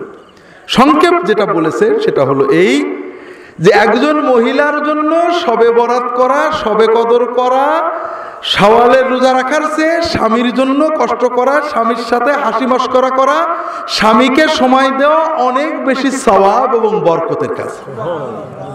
একজন পুরুষের জন্য তাহাজ্জুদ পড়া, মসজিদে জিকির ওজিফা করার মতো বা তার চেয়ে অনেক বেশি সওয়াবের কাজ হলো স্ত্রী রাগ করলে রাগ সহ্য করে স্ত্রীকে গাল না দেওয়া, স্ত্রীর সাথে ভালো আচরণ করা। আপনি মসজিদে টাকা দিলে যে সওয়াব পাবেন, স্ত্রীর জন্য আইসক্রিম কিনে আনলে তার চেয়ে বেশি সওয়াব পাবেন। আমি বানিয়ে বলছি না, আমি সহি হাদিসের আলোকেই বলছি। কিন্তু সমস্যা থেকে গেল, হুজুরের টাকার কথা বললে, মসজিদের টাকার কথা বললে আমাদের কিছু ভাগ হয়, কিন্তু আপনার বউয়ের আইসক্রিম কেনার কথা বললে আমার তো ভাগ দেবেন না। কিন্তু রাসূলুল্লাহ সাল্লাল্লাহু আলাইহি ওয়াসাল্লাম হাদিসে আসছে, তুমি 1 টাকা আল্লাহর রাস্তায় ব্যয় করবে, 1 টাকা গরিব মিসকিনের দেবে, 1 টাকা ফ্যামিলির জন্য ব্যয় করবে, বেশি সওয়াব পাবে যেটা ফ্যামিলির জন্য ব্যয় করবে। তা আমরা আল্লাহর দ্বীনকে বুঝতে পারিনি। স্ত্রীর প্রতি দায়িত্ব দুটো। 1 নম্বর হলো যে সেবা স্বামী স্ত্রী ছাড়া আর কারোর থেকে নিতে পারেন না, শরীয়ত বৈধ করে না, এই রকম সেবা স্বামীর দরকার হলে স্ত্রী তা করবেন। স্বামীর আনুগত্য করা এক্ষেত্রে ওয়াজিব। যদি ওজর ছাড়া স্বামীর কথা না শোনেন, আল্লাহর ফেরেশতারা লানত করবে। কথা কি বুঝতে পারছেন? দ্বিতীয় হলো বাড়ি থেকে বের হতে গেলে স্বামীর অনুমতি লাগবে। বাকি রান্না করা, বাচ্চা কাচ্চা দুধ খাওয়ানো, প্যাম্পার পরানো, সেবা করার, ঝাড় দেওয়া, গরু ছাগল সরানো, এসব ক্ষেত্রে স্বামীর সংসারে সহযোগিতা করলে স্ত্রী সওয়াব পাবেন। স্ত্রী যদি আপত্তি করেন, স্বামীর উপরে ওয়াজিব দায়িত্ব হলো স্ত্রীকে সহায়তা করা। কেউ সুবহানাল্লাহ বলেনি, কারণ সবার বিরুদ্ধে গেছে, কিন্তু আসলে পক্ষে গেছে, আমাদের বিরুদ্ধে গেছে। কয়েক মাস আমল করে দেখেন, বুঝতে পারবেন। তখন আর আমাদেরকে দোয়ার জন্য যাওয়া লাগবে না, হাদিয়াও দেওয়া লাগবে না, নিজের বাড়িতেই মনে হবে জান্নাত। যেটা বলছিলাম, স্ত্রীর জন্য আরেকটা দায়িত্ব আছে, স্বামীর দায়িত্বটা পরে বলছি, সেটা হলো কৃতজ্ঞতা। সেটা কি? এই জায়গায় স্ত্রীরা ঠকে। আল্লাহ রাসূল সাল্লাল্লাহু আলাইহি ওয়াসাল্লাম বলছেন, মহিলারা দোজখে যাবে অধিকাংশ ক্ষেত্রে শুধুমাত্র অকৃতজ্ঞতার কারণে। সেটা কি? কারোর স্বামী 16 আনা আদায় করতে পারে না, কারোর বউই 16 আনা আদায় করতে পারে না।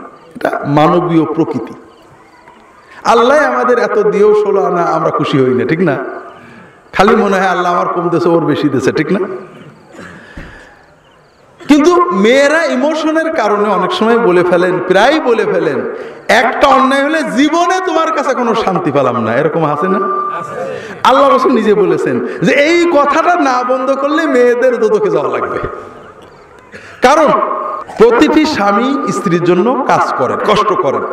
কারোর স্বামী যদি মারা যায়, ওই স্ত্রীর সামাজিক পারিবারিক সম্মান বাড়ে না কমে? কমে না? অনেক কমে যায়। আমাদের এক বন্ধু বলছেন যে ভাই, আপনার ভাবি খুব কষ্ট দেয়, খুব জুলুম করে, কি করি ভাই বলেন তো? তা আমরা বললাম, খুব সিম্পল কথা, অন্তত 1 মাসের জন্য গুম হয়ে যাও, যেন কেউ জানতে না পারে, সবাই জানে যে তোমার শেষ, খুন, মরে গেছে।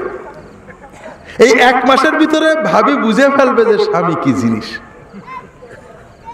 এরপরে যখন পাবে দেখবা আগের মতো আর খারাপ আচরণ করবে না। ওই বন্ধু বলছে যে না ভাই, এইরকম গুম হওয়ার তো কোনো সুযোগ নেই। তখন আমরা বললাম, যে যদি গুম হওয়ার সুযোগ না থাকে তাহলে একটু কষ্ট করে ভাবির অত্যাচার সহ্য করো, ইনশাআল্লাহ সওয়াব পাবে। কথা কি বুঝতে পেরেছেন? যেটা বলছিলাম, স্বামী স্ত্রীর জন্য কষ্ট করেন। যদি স্বামীর কোনো ভুল হয় বলা যাবে যে তোমার অনেক ভালো পেয়েছি, এইটা খারাপ, এটাতে কোনো দোষ নেই। কিন্তু স্বামীর ভুলগুলোই মনে রাখলাম, ত্রুটিগুলো মনে রাখলাম, তার কষ্ট, খেদমত, পরিশ্রম, ভালোবাসা, সহায়তা, এগুলো মনে রাখলাম না, এটা ভয়ঙ্কর পাপ। আল্লাহ রাসূল সাল্লাল্লাহু আলাইহি ওয়াসাল্লাম বলছেন, লা ইয়ানজুরুল্লাহু ইলা ইমরাআতিন লা তাশকুরু লিজাওজিহা ওয়া হিয়া লা তাস্তাগনি আনহা।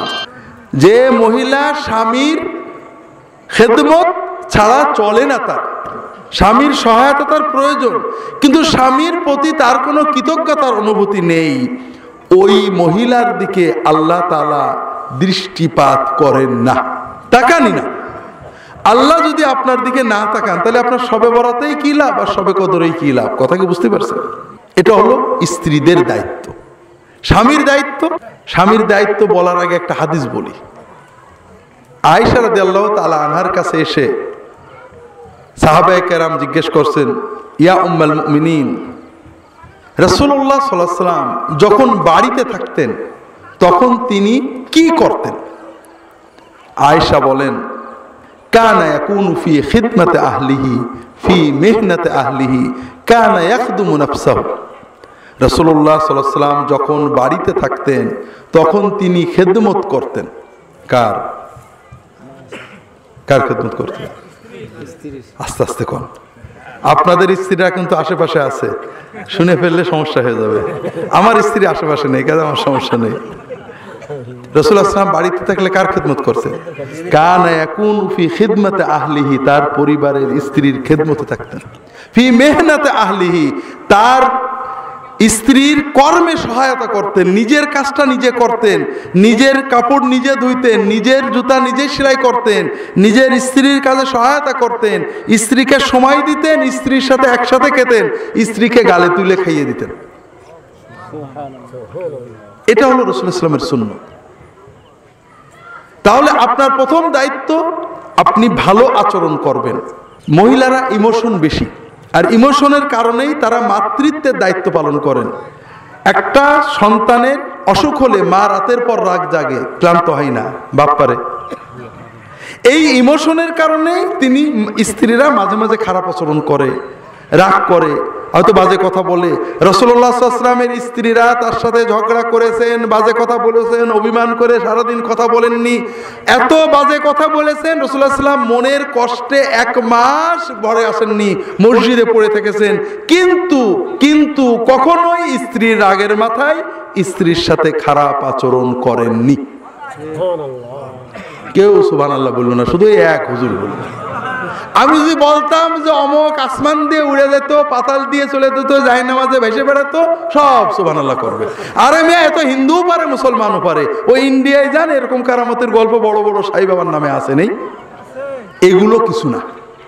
আসল হলো যে প্রচন্ড রাগের মাথায় আপনি আল্লাহর ভয়ে নিজেকে কন্ট্রোল করতে পেরেছেন, এই হলো বড় কারামত। কথা বুঝতে পারেন? এটা করলে আপনি জিতবেন, আমি না। আপনি দুনিয়ায় জিতবেন, আল্লাহর কাছে জিতবেন। যেটা বলছিলাম ভাইরা, এটা হলো প্রথম দায়িত্ব। দ্বিতীয় হলো যে স্ত্রীকে আপনি সাধ্যের ভিতরে সবচেয়ে ভালো রাখবেন। তার পোশাক আশাক, খাওয়া দাওয়া, থাকা সাধ্যের ভিতরে ভালো রাখবেন। তাকে তার দ্বীনি কাজে সহায়তা করবেন, দ্বীনের পথে রাখার জন্য তাকে সহায়তা করবেন। আমরা পরিবার মানে স্বামী হলো বাজার সরকার আর স্ত্রী হলো রান্নার বুয়া। আমরা কিন্তু আমাদের খাওয়া একসাথে খাবো, একসাথে ওয়াজ শুনতে যাব, আমাদের জীবনটাকে একটা ডিভাইন ইউনিট বানাবো, আমরা দুনিয়া এবং জান্নাতে একই সাথে থাকবো, এই চিন্তাটা আমরা করছি না। যাই হোক ভাইরা, তাহলে 3টে গেল। আইয়ুমা ইমরাআতিন সাল্লাত খামসাহা ওয়া সামাত শাহরাহা ওয়া আতাআত বালাহা ওয়া হাফিজাত ফারজাহা। চতুর্থ কাজ হলো কোনো মহিলা যদি 5 ওয়াক্ত ফরজ নামাজ আদায় করেন, রমজানের রোজা রাখেন, স্বামীর আনুগত্য করে, সহযোগিতা করে, শান্তিতে সংসার করেন এবং তার ইজ্জত আবরু পর্দা হেফাজত করেন, আল্লাহ তাআলা ওই মহিলার জন্য জান্নাতের সবগুলো দরজা খুলে দেবেন। তো ভাইরা, যেটা বলতে আমি শুরু করেছিলাম এটা দিয়ে আমি শেষ করব, সেটা হলো রাসূলুল্লাহ সাল্লাল্লাহু আলাইহি ওয়াসাল্লামের ইসলামের সাথে আমাদের ইসলামের প্রথম পার্থক্যটা মনে আছে তো? রাসূলুল্লাহ সাল্লাল্লাহু আলাইহি ওয়াসাল্লামের সকল শিক্ষা উম্মতের কল্যাণে, মানুষের উপকার হবে, নবীর কোনো স্বার্থ নেই। আর আমাদের ইসলামের ভিতরে আমাদেরও কিছু। আর দ্বিতীয় পার্থক্য, রাসূলুল্লাহ সাল্লাল্লাহু আলাইহি ওয়াসাল্লাম মূলত ফরজের উপরে গুরুত্ব দিয়েছেন, ঠিক না?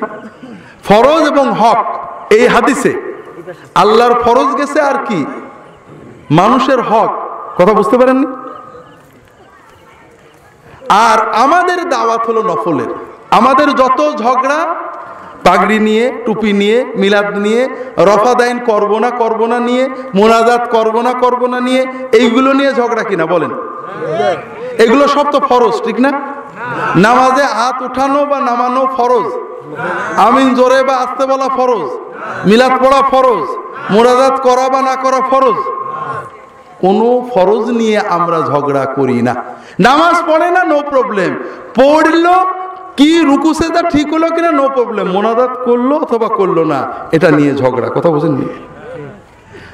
এইটা আমাদের দলাদলি গ্রুপিং এ সাহায্য করে, আসলে আপনাদেরকে ইমানের পথ দেখায় না। এই জন্য আমি আপনাদের অনুরোধ করব, আমরা যতই ঝগড়া করি একটা সহজ ইবাদত করবেন। সকল মুসলমানকে আল্লাহকে মাবুদ মেনেছে, নবীকে নবী বলে সাক্ষী দিয়েছে, তাকে আপনি ভালোবাসবেন। কি করবেন? তার জন্য দোয়া করবেন। তার গুনাহকে ভালোবাসবেন না, কিন্তু তার ঈমানটাকে ভালোবাসবেন। আমার কথাকে বুঝতে পারছেন আপনারা? মুসলমানের প্রতি কোনো নফলের কারণে কোনো ঘৃণা শত্রুতা পোষণ করবেন না, কথা কি বুঝেছেন? ফরজের ত্রুটি বিচ্যুতি হলে এজন্য মনে আফসোস থাকবে, ক্ষোভ থাকবে, কিন্তু তার বাকি ফরজ এবং ঈমানের অবমূল্যায়ন করবেন না। একজন মানুষ আমার ফুরফুরার পীরকে খুব গাল দেয়, কিন্তু নবীকে মানে, নবীকে মহব্বত করে, নবীর দিন মানে, নবীর নামাজ পড়ে, কিন্তু আমার ফুরফুরার পীরকে খুব গাল দেয়। ওই ব্যক্তিকে আমি ভালোবাসবো না দুশ্মন ভাববো? যদি দুশ্মন ভাবি তাহলে বুঝবো যে আল্লাহর নবীর চেয়ে আমার পীর সাহেব আমার কাছে বড়, এবং এই কাজটাই কিন্তু আমরা করছি। একজন মানুষ নামাজ পড়ে, রোজা রাখে, কিন্তু আমার দলের না, তবলিগ না, জামাত না, চরমনাই না, ফুরফুরা না, এই কারণে তাকে আমরা দুশ্মন ভাব পোষণ করি, ঠিক না? আবার আমারই পীর সাহেবের মুরিদ হয়তো দাড়ি নেই, হয়তো গুনাহ করে, তার আমরা আপন মনে হয়, ঠিক না?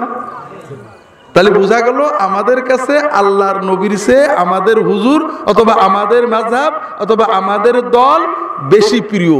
এটা কিন্তু ঈমানের লক্ষণ না।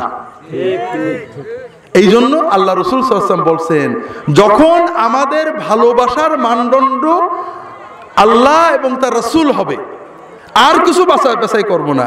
যার ভিতরে আল্লাহর ঈমান আছে, আল্লাহর ফরজ ইবাদত আছে, নবীর মহব্বত আমরা দেখতে পাচ্ছি কিছু আছে, যত ভুল থাক, ভুলের জন্য মনে কষ্ট থাকবে, কিন্তু তার ঈমান আমলের মূল্যায়ন করব আল্লাহ এবং তার রাসূল সাল্লাল্লাহু আলাইহি ওয়াসাল্লামের দিকে তাকিয়ে, তখন আমরা ঈমানের মজাটা পাবো। কথা বুঝতে পেরেছেন? আল্লাহ তাআলা সবাইকে তৌফিক দান করুন, আমিন।